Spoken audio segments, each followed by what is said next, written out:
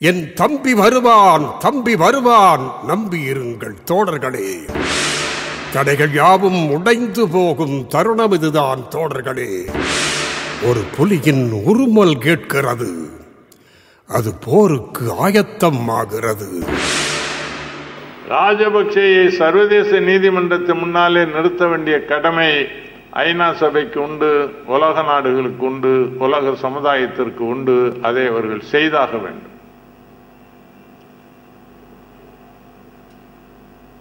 உலக நாடுகளை அவ்வாறு செய்ய வைப்பதற்கு நாம் தமிழ்நாட்டில் உள்ள நாம் தான் அடிப்படையாக இருக்க முடியும். 6.5 கோடி தமிழ் மக்களும் ஓருருவாய் பேருருவாய் எழுந்து நிற்போமானால் நம்முடைய அழுத்தத்தின் காரணமாக இந்திய அரசுக்கு அதனுடைய எதிர்நிலையை மாற்ற முடியும். மாற்றாவிட்டால் இந்திய அரசையே மாற்ற முடியும் என்பதை நாம் நம்பிக்கையோடு செயல்பட வேண்டும். இன்னும் 100 ஆண்டுகளானாலும் எங்கள் கலைஞரின் ஆட்சியை அசைக்க முடியாது என்று அமைச்சர்கள் சில பேர் கொக்கரித்தார்கள். யார் யார் கொக்கரித்தார்களோ அவர்களில் எவனும் ஜெயிக்கவில்லை. வரலாறு காணாத பெருந்தோல்வியை திமுக இன்றைக்கு சந்தித்திருக்கிறது என்று சொன்னால், ஈழப்போரில் திமுகவும் அதனுடைய தலைமையும் செய்த அந்த துரோகம் என்பதுதான் அதற்கு காரணம். எப்படி ஒரு வல்லாண்மை மிக்க ஒரு அரசை, ஒரு பாசிச போக்கு வாய்ந்த ஒரு அரசை எப்படி தமிழக மக்கள் தூக்கி எறிந்திருக்கிறார்களோ அது மற்றவர்களுக்கும் ஒரு பாடமாக திகழ வேண்டும். நம் முன்னாலே உள்ள கடமை 2. 1, ராஜபக்சே கும்பலை சர்வதேச நீதிமன்றத்தில் போர் குற்றவாளிகளாக நிறுத்துவது. 2வது, இலங்கையில் மிச்சம் இருக்கக்கூடிய நம்முடைய மக்களை முகாம்களிலும் சிறைகளிலும் வெட்ட வெளிகளிலும் உண்ண உணவில்லாமல், இருக்க இடமில்லாமல், மருந்து இல்லாமல் கொஞ்சம் கொஞ்சமாக செத்து கொண்டிருக்கிறார்களே, அந்த மக்களை மீட்டாக வேண்டும். அதற்கு ஐநா படை அங்கே போய் இறங்க வேண்டும் என்ற கோரிக்கையை நாம் வலியுறுத்தியாக வேண்டும். ஐநா படை அங்கே அனுப்பி நம்முடைய மக்களுக்கு பாதுகாப்பு கொடுத்தால் ஒழிய இலங்கையில் தமிழர்கள் வாழ்ந்தார்கள் என்பதே எதிர்காலத்தில் இல்லாமல் போகும். அவ்வளவு அழிவு அங்கே நடக்கிறது. எல்லாவற்றையும் மூடி மறைக்கிறார்கள்.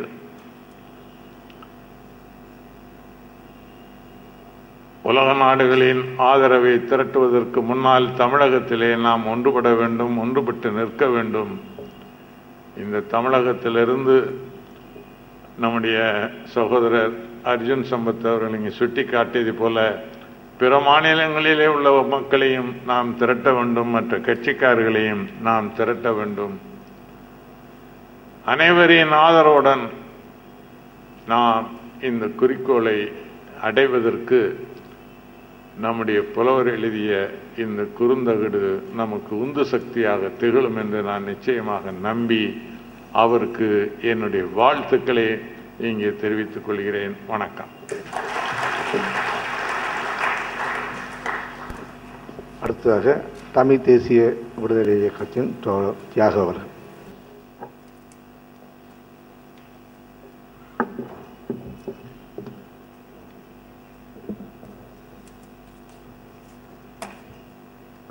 தம்பி வருவான் புலமை பித்தனின் பாடல் குறுவெட்டு வெளியீட்டு நிகழ்ச்சியினுடைய தலைவர் அண்ணன் நெடுமாறன் அவர்களே, நிகழ்ச்சியிலே கலந்து கொண்டு உரையாற்றவிருக்கிற சான்றோர்களே, அருமை தமிழ் நெஞ்சங்களே, உங்கள் அனைவருக்கும் முதலில் என்னுடைய வணக்கம். 80களின் பிற்பகுதியில் தமிழ்நாட்டில் குமுதம் வார ஏடு ஒவ்வொரு வார இதழுக்கும் யாராவது ஒரு எழுத்தாளர் அல்லது புலவர் அல்லது கவிஞர் அல்லது பிரமுகரை ஆசிரியராக மாற்றி அவர்களை அந்த இதழை தயாரிக்க சொன்னது. சுஜாதா ஆசிரியராக இருந்த நேரம் என்று எனக்கு நினைவு. ஜெயகாந்தன் ஒரு இதழை தயாரித்தார், மற்ற பல பேர் தயாரித்தார்கள். அப்போது ஓர் இதழை தயாரிக்கிற பொறுப்பு புலமைப்பித்தன் அவர்களிடம் ஒப்படைக்கப்பட்டது. ஒவ்வொருவரும் அவரவர் தயாரித்த இதழில் அவரவர்க்குரிய சில பகுதிகளை எழுதினார்கள். புலமைப்பித்தன் அந்த இதழில், இத்தனைக்கும் அவர் அப்போது அண்ணா திராவிட முன்னேற்ற கழகத்தில் இருந்தார். எம்ஜிஆர் மறைந்ததற்கு பிறகு நடந்த நிகழ்வு இது. புலமைப்பித்தன் அந்த இதழில் என் வாழ்க்கையில் மறக்க முடியாத நாள், என் வாழ்விலேயே மகிழ்ச்சியான நாள் என்று குறிப்பிட்டு ஒரு கட்டுரை எழுதியிருந்தார். அவர் வாழ்க்கையிலேயே மறக்க முடியாத, வாழ்விலேயே மிகவும் மகிழ்ச்சிகரமான அந்த நாள் தம்பி என் வீட்டுக்கு வந்த நாள் என்று அவர் எழுதியிருந்தார். அன்று தம்பி வந்தான் என்று எழுதியவர் இன்று தம்பி வருவான் என்று எழுதியிருக்கிறார். அந்த நம்பிக்கையை மதித்து அந்த நம்பிக்கை நிறைவேற வேண்டும் என்று விரும்புகிறேன், வாழ்த்துகிறேன். புலமைப்பித்தன் அவர்கள் இந்த நேரத்தில் சொந்த முயற்சியில் இப்படி ஒரு குறுவட்டை வெளியிட்டிருக்கிறார். மீசை நரைத்தாலும் ஈழத்து ஆசை நரைக்காத இளைஞர் இவர். இவர் விரும்பினால் இப்போதும் காலத்தால் அழியாத திரைப்பாடல்களை தர முடியும், தந்திருக்கிறார். அப்படி தந்தால் அவருக்கு என்ன கிடைக்கும் என்பது வருமான வரித்துறைக்கு தெரியாது, எனக்கு தெரியும். ஆனால் அந்த வேலையை விடுத்து ஈழக் கனவை நனவாக்குவதற்காக தன்னுடைய ஆற்றலை, தன்னுடைய புலமையை பயன்படுத்தி இந்த பாடல்களை அவர் நமக்கு தந்திருக்கிறார். இந்த நாள், இது வெளியிடப்படுகிற நாள், மிக குறுகிய அவகாசத்திலே இந்த நிகழ்ச்சி ஒழுங்கு செய்யப்பட்டது எனக்கு தெரியும். இந்த நாள் உலகெங்கும் ஒரு துக்க நாளாக தமிழர்களால் அனுசரிக்கப்படுகிறது. துக்கம் ஒரு பக்கம் இருந்தாலும் கண்ணீரை துடைத்துவிட்டு களத்திற்கு வந்து தமிழீழக் கனவை நனவாக்குவதற்கான முழக்கங்களோடு தமிழர்கள் இந்த நிகழ்ச்சியை கொண்டாடுகிறார்கள். இதே சென்னையில் இன்று பல நிகழ்ச்சிகள், நேற்று பல பகுதிகளில் பல நிகழ்ச்சிகள் நடைபெற்றன. இன்று எம்ஜிஆர் நகரில் ஒரு நிகழ்ச்சி இருக்கிறது, காஞ்சிபுரத்திலே ஒரு நிகழ்ச்சி இருக்கிறது. இன்று காலையில் ராஜபக்சேயை தூக்கிலிடுகிற போராட்டத்தை நடத்திய தமிழர் எழுச்சி இயக்க தோழர்கள், பெண்கள் உள்ளிட்ட இளைஞர்கள் சிறைப்படுத்தப்பட்டு இன்றும் இப்போதும் காவலில் இருந்து கொண்டிருக்கிறார்கள். எனவே முள்ளிவாய்க்காலை நினைவு கூர்வது என்பது ஒரு பக்கத்தில் நமக்கு துக்கமளிக்கிறதானால், கண்ணீரை துடைத்துவிட்டு களத்திற்கு வாருங்கள் என்று தோழர் மணியரசன் எழுதினாரே, அப்படி நம்மை களத்திற்கு அழைக்கிற ஒரு துயரம் அது. அந்த துயரத்துக்கு ஒரு தீர்வு காண்பதற்கான வழியை தேடுமாறு அது நம்மை அறைகூவி அழைக்கிறது. இதே நாளில் அமெரிக்காவினுடைய மிகப்பெரிய நகரம் நியூயார்க்கில் உலகத் தமிழர்கள் ஐநா தலைமைச் செயலகம் நோக்கி பேரணியாக சென்று உலகெங்கும் தமிழர்களிடம் திரட்டிய ஐநாவிற்கான பெருந்திரள் விண்ணப்ப கையொப்பங்களை சேர்ப்பிக்கிறார்கள். ஐநா அமைப்பினுடைய இன்னொரு தலைமையகம் இடம்பெற்றிருக்கிற சுவிஸ் நாட்டினுடைய ஜெனீவாவிலே பேரணி நடைபெறுகிறது. ஐரோப்பிய தலைநகரங்களில் இந்த வாரம் முழுக்க நிகழ்ச்சிகளை நடத்தி கொண்டிருக்கிறார்கள். நாடு கடந்த தமிழீழ அரசாங்கமும் உலக தமிழர் அமைப்பும் அமெரிக்க தமிழர்களின் அரசியல் செயலவையும் பல்வேறு உலகத் தமிழர் அமைப்புகள், ஈழத்தமிழர் அமைப்புகள் இந்த நிகழ்ச்சிகளை ஒழுங்கு செய்து நடத்தி கொண்டிருக்கின்றன. தமிழகத்திலும் நாம் பல்வேறு அமைப்புகள் சார்பில், பல்வேறு இணைவுகள் சார்பில் இந்த நிகழ்ச்சியை நடத்தி கொண்டிருக்கிறோம்.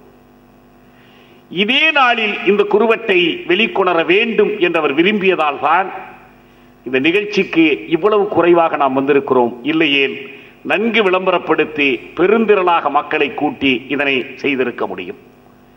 இருந்தாலும் அருந்திரளாக நாம் குழுமி இருந்தாலும் இந்த அருந்திரல் தான் பெருந்திரளிடம் சென்று சேர வேண்டிய செய்தியை ஏந்த வேண்டிய ஒரு நிலை, நெஞ்சிலே ஏந்த வேண்டிய நிலை இருப்பதால் இது நினைவேந்தல் மட்டுமல்ல, சில கருத்துக்களின் நெஞ்சேந்தலாக அமைய வேண்டும் என்ற முறையில் 2 செய்திகளை மட்டும் இங்கே நான் வலியுறுத்தி கூற விரும்புகிறேன். ஒன்று, இப்போது நாம் ராஜபக்சேயை போர்க்குற்றவாளியாக அறிவிக்க வேண்டும். அங்கு நடந்த இனப்படுகொலைக்காக அவரை சர்வதேச நீதிமன்றத்தில், குற்றவியல் நீதிமன்றத்தில் கூண்டிலேற்ற வேண்டும் என்ற கோரிக்கையை வலியுறுத்துகிறோம். அங்கு நடைபெற்றது ஒரு இனப்படுகொலை என்பதும் சிங்கள இராணுவமும் சிங்கள அரசியல் தலைமையும் போர்க்குற்றங்கள், மனிதகுலத்திற்கு விரோதமான குற்றங்கள் புரிந்தார்கள் என்பதும் நமக்கு புதிய செய்திகள் அல்ல. இன்னும் சொல்ல போனால், முள்ளிவாய்க்கால் படுகொலை நிகழ்வதற்கு சில மாதங்களுக்கு முன்னதாகவே சிங்கள பத்திரிகையாளர்கள் சிலர் தமிழ்நாட்டிற்கு வந்தார்கள். அவர்களை இங்கே செய்தியாளர் கூட்டத்தில் பேசுமாறு நாம் கேட்டோம். பேசிய பிறகு அங்கே திரும்பி செல்ல முடியாது, வெள்ளை வேன் கடத்தி கொண்டு போய்விடும். உங்களிடம் செய்திகளை சொல்கிறோம், நீங்கள் அவற்றை மக்களிடம் கொண்டு செல்லுங்கள் என்று கூறிவிட்டு அவர்கள் சொன்னார்கள், கோத்தபய ராஜபக்சே முல்லைத்தீவில் சிக்கியிருக்கிற ஈழ மக்களுடைய தொகை 70,000 என்று சொல்கிறார்.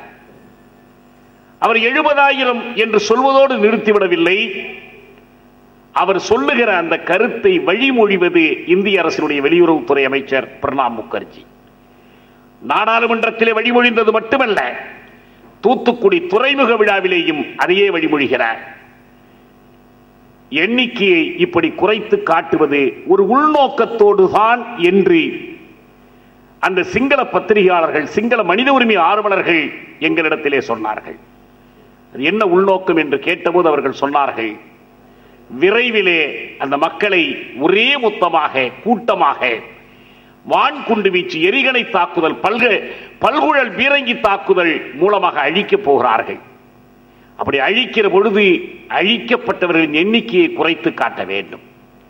எண்ணிக்கையை குறைத்து காட்டுவது மட்டுமல்ல, அங்கே எஞ்சி நிற்பவர்கள் யாரும் பொதுமக்கள் அல்ல, அவர்கள் போராளிகளே என்பதை உலகத்திற்கு சொல்ல வேண்டும். எனவே பயங்கரவாதிகள் அழிக்கப்பட்டார்களே தவிர பொதுமக்கள் அழிக்கப்படவில்லை. ஒரே ஒரு சாதாரண குடிமகனை கூட நாங்கள் கொலை செய்யவில்லை என்று கூறிக்கொள்வதுதான் அவர்கள் நோக்கம். இந்த நோக்கத்தோடு தான் இந்த எண்ணிக்கை குறைத்து காட்டப்படுகிறது. உங்களால் முடிந்தால் எல்லா முயற்சியும் செய்து இதை தடுத்து நிறுத்துங்கள் என்று அவர்கள் சொன்னார்கள். அந்த நேரத்தில் வெளிவந்து கொண்டிருந்த ஒரு 4/8 இதே செய்தியை முல்லைத்தீவில் நிகழப்போகும் முழு பேரழிவு என்ற தலைப்பிட்டு நான் ஒரு கட்டுரையாக எழுதினேன். அதை துண்டறிக்கையாக அச்சிட்டு எங்களுடைய தோழர்கள் தமிழகம் எங்கும் கொடுத்தார்கள். இதே சிங்கள பத்திரிகையாளர்கள் குழு டில்லிக்கு சென்றது. டில்லிக்கு சென்று அவர்கள் எக்கனாமிஸ்ட் பத்திரிகையிலே மட்டும், அந்த பத்திரிகையாளர்கள் மட்டும் இவர்கள் கொடுத்த செய்திகளின் அடிப்படையில் இதே எச்சரிக்கையை ஒரு தலையங்கமாக எக்கனாமிஸ்ட் எழுதியது. அவர்கள் இந்திய நாடாளுமன்ற உறுப்பினரிடம், இந்திய அமைச்சர்களிடம் எல்லோரிடம் பேசினார்கள். அவர்கள் கொடுத்த எச்சரிக்கை அப்படியே பலித்தது. அந்த நேரத்தில் நான் தமிழகத்திலே இந்த போருக்கு எதிராக இயக்கம் நடத்தி கொண்டிருந்த தலைவர்களிடமெல்லாம் இதை பற்றி கூறியிருக்கிறேன். இப்படியும் நிகழ்ந்து விடுமா என்று எல்லோரும் யோசித்தார்கள். உண்மையில் அப்படித்தான் நிகழ்ந்தது. இப்போது ஐக்கிய நாடுகள் அமைப்பில் அதனுடைய பொதுச் செயலாளர் பான் கி மூன் போர்க்குற்றங்களுக்கு பொறுப்பாளி யார் என்பது பற்றி தனக்கு அறிவுரை கூறுவதற்காக அமைத்த 3 வல்லுநர் கொண்ட குழு இதே செய்தியை பதிவு செய்திருக்கிறது. எண்ணிக்கையை குறைத்து காட்டியது பற்றி, இப்படி குறைத்து காட்டியதனுடைய நோக்கத்தை பற்றி தெளிவாக பதிவு செய்திருக்கிறார்கள்.